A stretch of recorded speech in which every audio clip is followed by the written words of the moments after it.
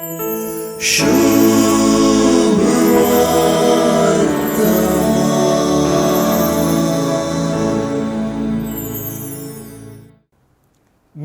दडिल्ले जेजूचे आपोस्तल आतां फाटीं आयले.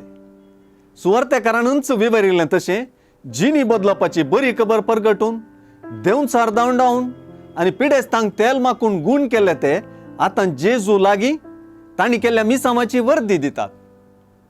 जेजून तांचे लागीं वऱ्या विंगड सुवातेक वचून थोडो विशेव घेवया म्हूण सांगूंक जाय तर आपले शिस मिसावान थकल्यात म्हूण तो समजता. एकडच्यान जेजू आपल्या शिसांक विशेव दिवंक कुशी व्हरता तर आनी एकडच्यान लोकां जोमो जेजू थंय विशेव सोदून आयिल्लें दिसता. गोवळ्याक, बोकऱ्यांक आनी विशेवाक लागचिलो संबंद आसा.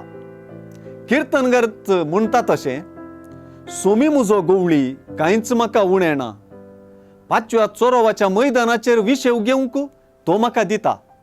ही उतरां आयची सुवार्थां मती घाडतात.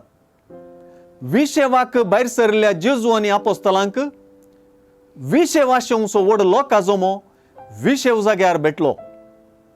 गोवळी, हिंड आनी विशेव ह्या उतरांनी आयची सुवार्ता जेजू कोण म्हणलेंय कळीत करता आनी ताचें मोवाळ मोनय उगडापें करता.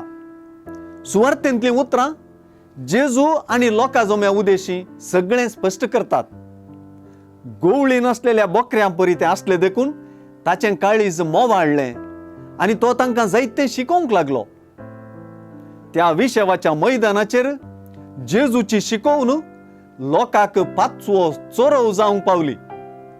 तो तांचो बरो गोवळी जावंक पावलो. ते एकसुरे सुवातेर जेजू तांकां वाडटलो खरें, पूण ताची शिकवण पयल्यान पयलें त्या लोकांक चड गरजेचें आत्मीक खाण जावंक पावली. तें सुवार्थेंतलें विस्नार मोती.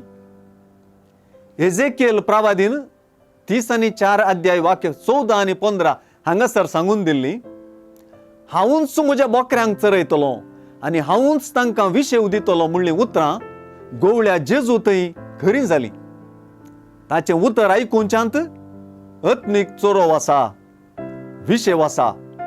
आमकां त्या चोरवाची, गोवळ्याची आनी विशेवाची गरज आसा.